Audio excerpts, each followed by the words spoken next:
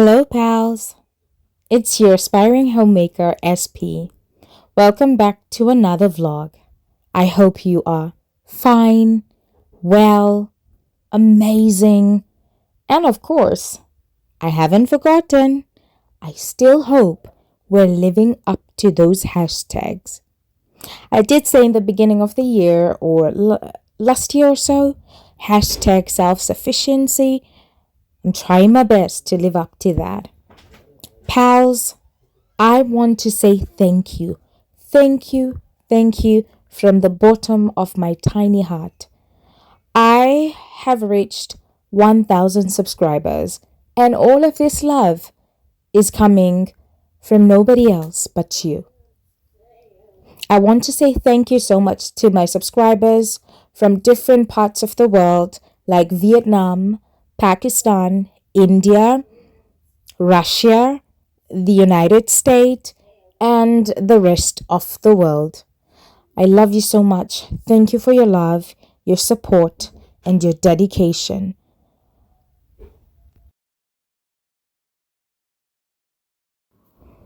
I recently read an article that talks about the art of homemaking, and it was so relevant to me as an aspiring homemaker.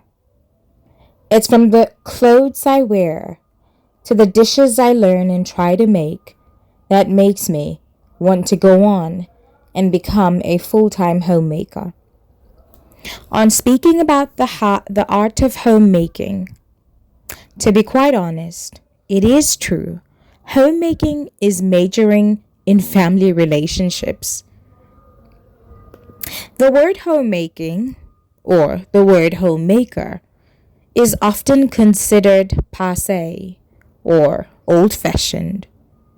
It brings about connotations of June Cleaver in the 1950s show Leave It to Beaver. Today's mom at home is known as a stay-at-home mom, a mother at home, even a domestic engineer, but rarely a homemaker. However, before we completely throw this word out, I think we need to consider how appropriate it really is. The word homemaking is a beautiful word, don't you agree? It describes a person who makes a home. Cultivate the skills not only of housekeeping, but of making a home for your family. As you already know, they are not always exactly the same. Housekeeping consists of laundry, the dishes, the toilet, and floors that needs to be scrubbed. But homemaking is something else. Homemaking is the deliberate cultivation of beauty and productivity in family relationships.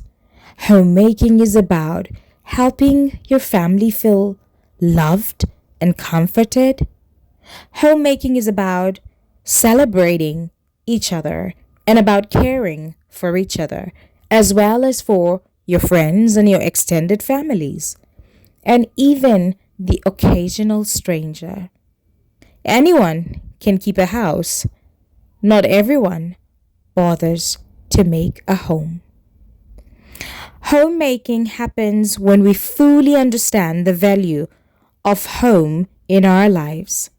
Homemaking happens when we intentionally make home a safe house, a trauma unit, a pep rally, a playground, a school, and more.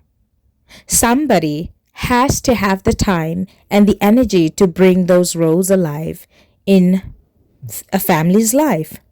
Somebody has to make a house feel like a home. Homemaking is majoring in family relationships. This is very interesting. I also read up recently what Laura Ingalls widely captured. And she captured the term homemaking in the most beautiful way.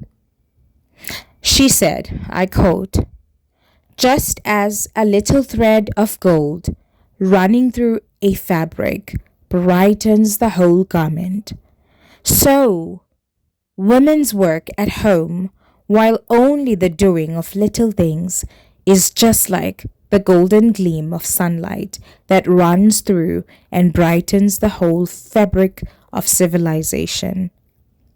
This was by Laura Ingalls. It was beautiful. It was eye-opening, and it was mesmerizing for me to read about her explanation, her definition of a homemaker. What about you, pals? What do you think? Let's talk about it.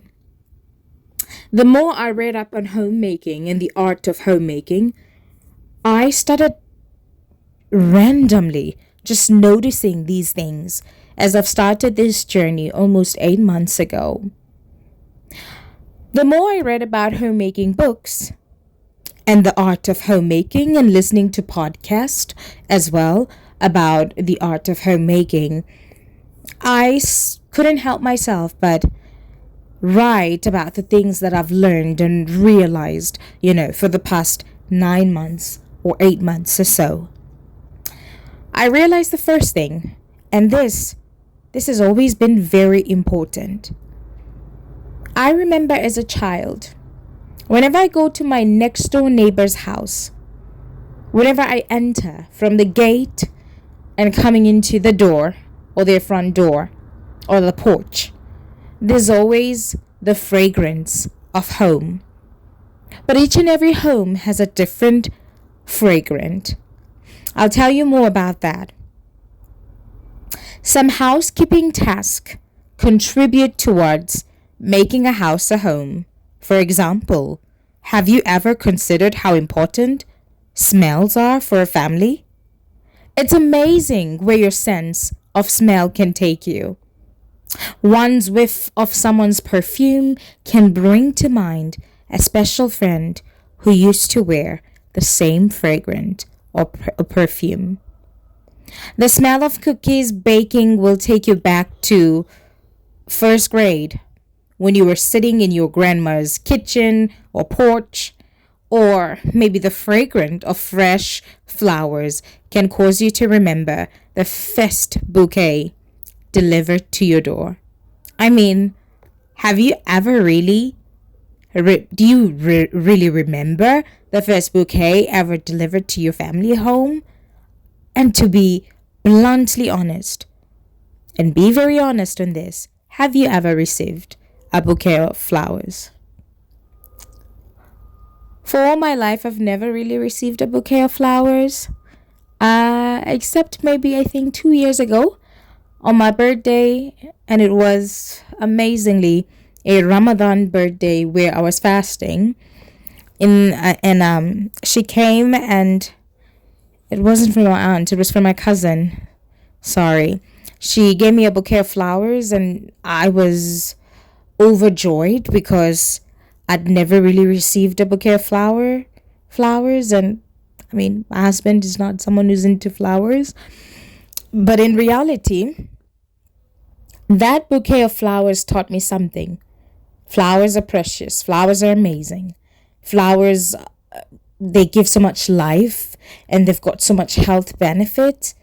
But on the side of decor, as a homemaker, I took care of them for days and days, and then they just couldn't help, but they withered, So I realized that as a homemaker who wants to decorate my home, or as an aspiring homemaker, I love artificial flowers because they stay like that, artificial for a long time, and for years, in fact. So don't get me wrong, I love my bouquet of artificial flowers. But my point is, however, scents not only cause us to reminisce, aromatherapy expert will tell you that certain smells aid in emotional wellness. For instance, lavender is supposed to ease anxiety, jasmine boosts confidence, and ginger fights fatigue. I mean, I don't know if I completely buy into these claims of aromatherapy, but as an aspiring homemaker, I've come to understand what smells in our home mean to our family, to our friends, to those who are in our company or companionship. It's really one aspect of the art of home making. The second point after fragrance and home is homemaking is actually nurturing. For example, when my husband comes home from work and the dinner is cooking or ready to be served, he immediately feels that home is a safe place, a safe haven, a refuge, a place where he is cared for. Whatever stress was experienced at work begins to melt as he walks in and knows that the food and the comfort go hand in hand. When a friend stops by and smells the pot of chai or coffee brewing, he instantly knows that I was anticipating his or her arrival. He would feel welcome or she would feel welcome. There is a, a relational warmth that is extended to a friend. Our home is designed to be a place where we can relax, find comfort, feel safe, and receive love. Smells can never substitute for quality conversation, physical affection, or words of encouragement, but they can have a powerful effect on our emotions and sense of security in a family or family unit.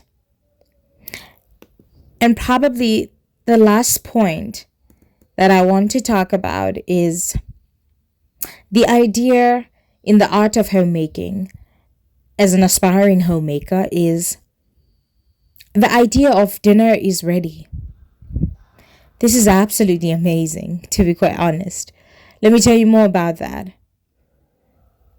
On an article that I was reading that also talked about the art of homemaking that I talked about in the beginning, I read up on this part and I quote, this was very, very amazing for me to read. And she said, several years ago, I heard author and speaker Elise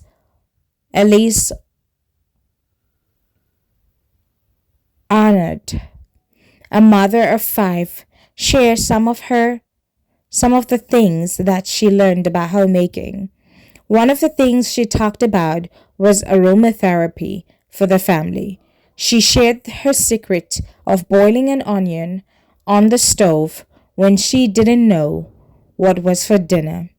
The smell of the onion soothed her and spoke volumes to the family because it was said, dinner's cooking, mom's got it under control, life's okay, and it bought her time to figure out what to add to that onion to feed her family of 6.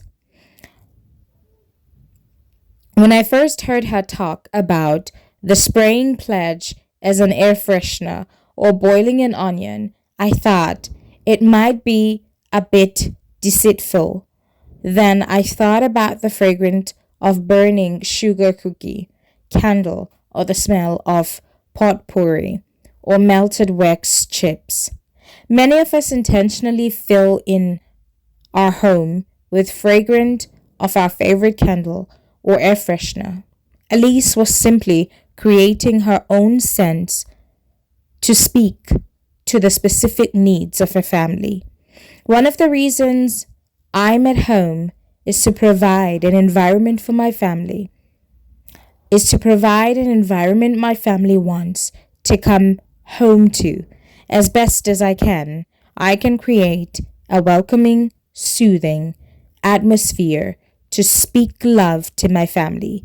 Personally, I really don't know if peppermint improves concentration, but what I do know is that occasionally the smell of a boiling onion does wonders for my mindset and has an incredible calming effect upon our home. It also buys me time to figure out what's for dinner. End of this quote. This is so amazing. I want to talk about this. We grow up in different parts of the world with different backgrounds and different family values. And also growing up in different social rank or social ranking, yes. You find that in certain parts of the world, for example, as I grew up with my family, not even probably a second class family. No, but we were just probably the low class family. As much as I wouldn't say that we were poor, I believe there are people who are more poor than we were. But just like Elise talked about boiling an onion on a pot and the sense of the onion coming in and giving that hope that mom's got to figure out, mom's cooking. It's the same feeling sometimes when you've got not much in the refrigerator and you just decide to. It's funny, as I've started the journey of homemaking, I love the idea that when I'm cooking curry or soup, I first, after putting in the oil, I put onions. And right after the onions, I like to put dry herbs or spices. The aroma that they bring, to be quite honest, probably says and shouts that, the Indian curry is smelling. That one smells really nice. I wonder what she's cooking. And probably I'm just maybe on days when I have financial instability, I'm just purely cooking maybe potato curry with no meat or a very simple tomato curry. So this, at the end of the day, brings about hope to say that dinner's ready. And I really thought about this as I read about it, that it is important for us as we are on a journey to figure ourselves and our lives. It's important to always have the ideology of, I've got it under control. Seems like all is fine. We have to be true and real to our feelings. That's definitely sure. But also, at times, we have to apply the idea of fake it till you make it. As long as it's not something bad, and as long as it could be something that rescues your life forever. I mean, there are many situations in our lives where we faked it till we made it. And today we're like, thank God I did so because I felt so much better. And life actually turned out quite well. So my point and my end point is that the art of homemaking is just like the art of life. We don't always have it figured out. But the control the homemaker applies in her home to keep peace, love, and comfort is the same kind of control that we should try to maintain in our lives. I hope you guys have learned something from me here, and of course from the article that I quoted so many times. On this vlog, I was just making pancakes and getting myself ready. It was a normal cozy afternoon. But I tried pancakes probably for the second time in this vlog, and they turned out very, very well. On the flip side, tell me, did you enjoy the vlog? Did you enjoy the art of homemaking article and some of my shares, some of my experiences as having been a homemaker for about 8 months now? What do you think? Talk to me, and I'd like to hear more of what you've got to say. Lots of love. Thank you so much. Take care of yourself and love you tons. Mwah. Bye bye.